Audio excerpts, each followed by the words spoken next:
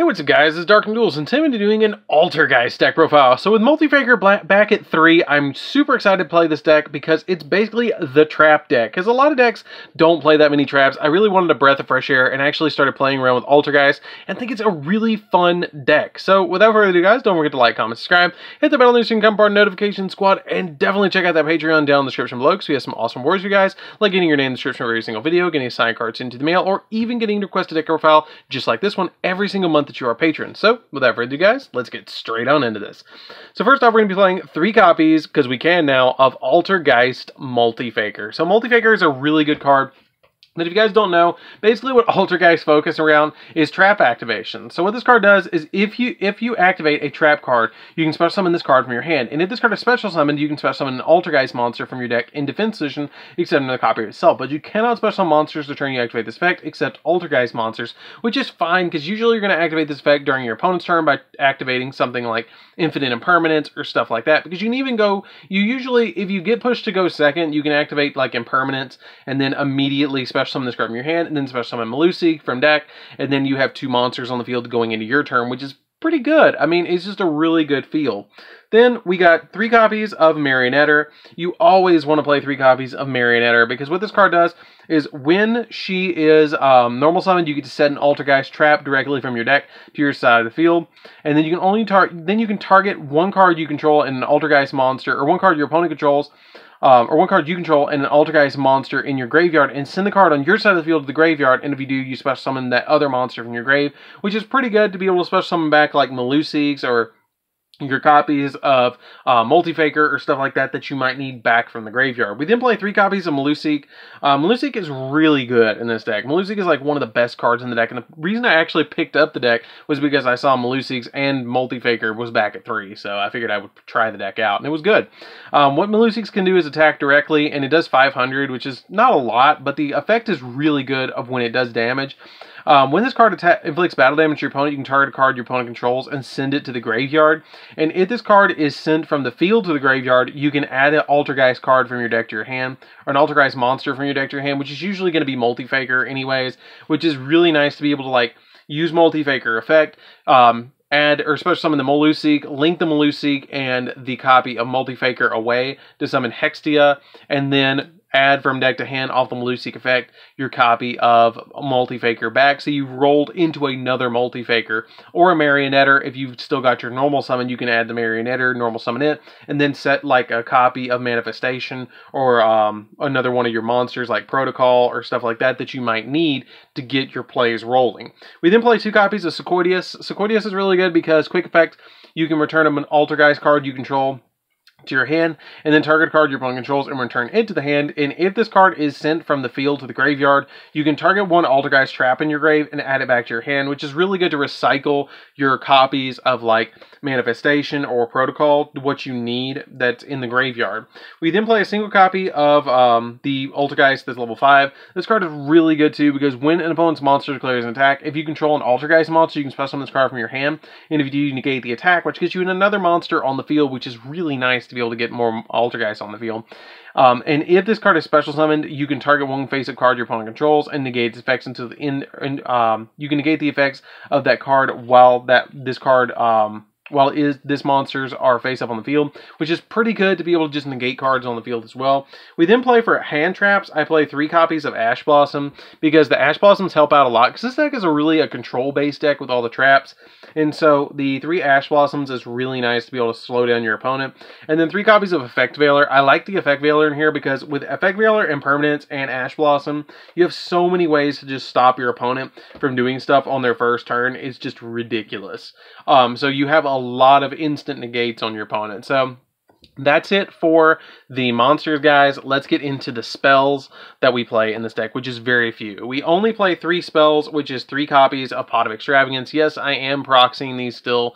They're, you know, really a good card because you want to banish 3 cards out of your extra deck to be able to activate this card, or banish 6, I mean, and then draw 2 from your deck, which is pretty good because you don't really use anything in the extra deck except Hextia and maybe a copy. You might use Hextia, 1 copy of Linkuriboh, maybe an Alamirage, stuff like that. And then you sometimes might get out a copy of Access Code Talker. It just depends on what you're doing in your hand and how the game rolls. You usually don't get that card out until later in the game, and we play plenty of cards to get around that as well anyway. So that's it for these spells. We only play 3 spells in the deck, and if you guys want to see how to make these proxy cards, they're pretty good for playtesting and playing it, like, you know, against friends and stuff. They're really easy to make, and I have a video that you guys can check that out. It's actually one of the most viewed videos on YouTube for making proxies. So let's go ahead and get into the traps. So for the traps, since we don't play that many spells, we're going to play a single copy of Imperial Order. You pay 700 life points every single one of your standby phases, and neither player can activate spell cards. Really good card for a deck like this that only plays 3 spells.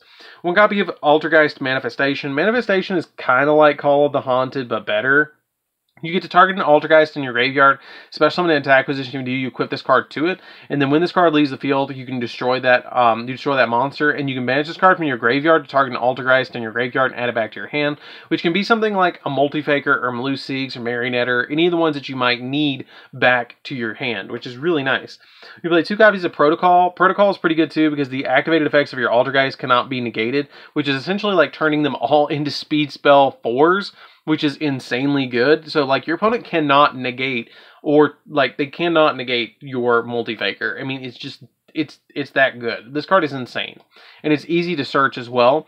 And then when your opponent activates a monster effect, then you can send one of the face-up Altergeist cards you control to the graveyard to negate the activation if you destroy it, which is pretty good. If you have, like, Meluseeks on your side of the field, you can send Meluseeks to the graveyard, Meluseeks searches, and then get the card negated. So it's really a good effect.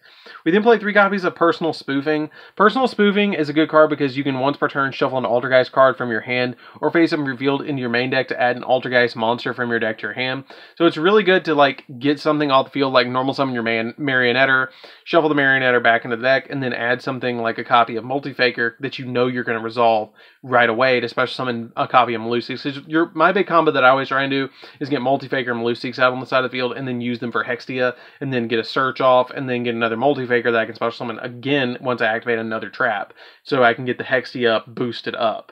Then I play 3 copies of Compulsory Evacuation Device. Compulse is just really good because it bounces cards on our opponent's side of the field. Like, you think that field might be a little bit weak, but it's not the main monster board that you're really worried about. It's the back row that you're trying to deal with when you're playing with Altergeist. Like, Hextia being on the field, yes, that's kind of deadly because it gets pretty big. But when you summon something like, when you have like Compulse, Judgments, stuff like that in your back row, it gets pretty nasty to deal with this deck.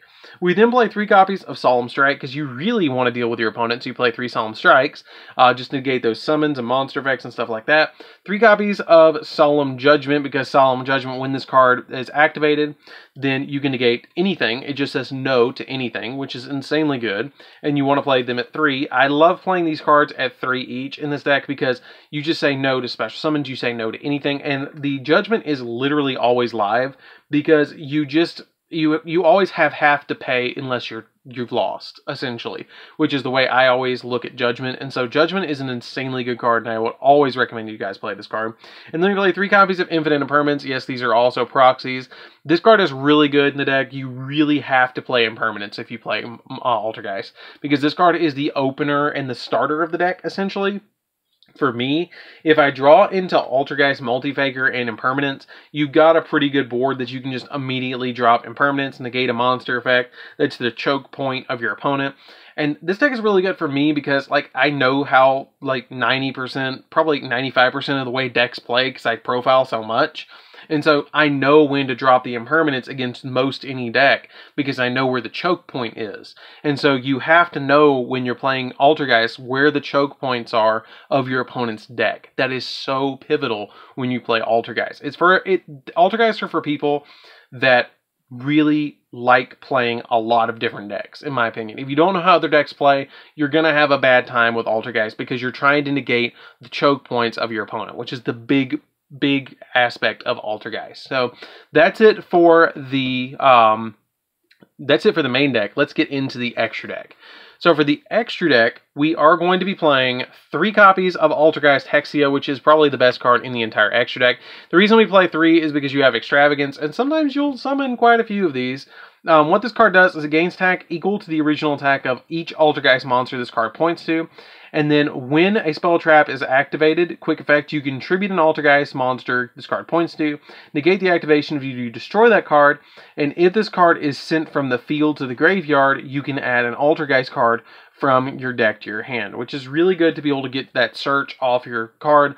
And plus, just with it pointing to a Multi-Faker, Multi-Faker's attack is like 1200, so it goes up to 2700, so this is also pretty much the beat stick of the deck as well. It's essentially the boss of the entire deck. I mean, being honest with you guys, this is the boss of the deck. You're going to summon Yugioh. Yugioh gains attack equal to the one it points to. You can get it up to like 30, I think it's like 31 with it pointing to Marionetter is the biggest it can get, but usually it's going to be pointing to a copy of Multi-Faker. We then play a single copy of Prime Banshee. Prime Banshee is a card that kind of comes up, but it's one of those cards, if I hit it with Extravagance, I'm not super worried about it. Because during your main phase, you can quick effect tribute another Altergeist monster, special summon 1 Altergeist monster from your deck to your zone this card points to. And if this card is sent from the field to the grave, you can target an Altergeist card in your grave and add back to your hand. It comes up sometimes, but I don't make it all the time. We then play a single copy of Access Code Talker. Access Code Talker is a good card. It's good for OTKs and popping multiple cards on your opponent's side of the field and getting really big. We then play a Boral Sword. The reason I play 1 Access Code Talker and 1 Boral Sword, you can play 2 of either one if you really like one or the other, but I like a little bit of variety, so I play Boral Sword to help me OTK and Access Code Talker to pop. It gives me more variety in the deck.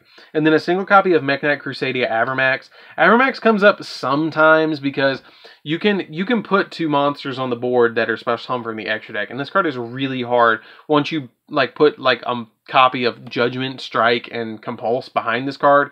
It's a little ridiculous to handle, and it's not hard to make, because if you just make Cerberus first, or a copy of like Linkuriboh first, and then use like Prime Banshee on your side of the field, it's really easy to go for this card. Or use a copy of, use something like your copy of Yugioh, and then summon like Multi-Faker to your side of the field, and have Malusiks on your side of the field, and then link the Malusiks and your Multi-Faker for like Phoenix, pop a spell or trap, or Cerberus, pop a spell or trap, or pop a monster, and then link those 2 away for Avramax. You've still got a pretty good board if that's the only one you're left with Extravagance. 1 copy of Unicorn just to bounce cards off your opponent's side of the field. Phoenix to pop spells or traps. Cerberus to pop monsters. Really good cards. You just need them as one-ofs. If you hit them, you hit them. If you don't, you don't. It's kind of one of those cards. We then play 2 copies of Linkuriboh. This is a card that I really want to keep because it's good to link Malusiks away to get Malusik's effect off with your copy of Linkuriboh.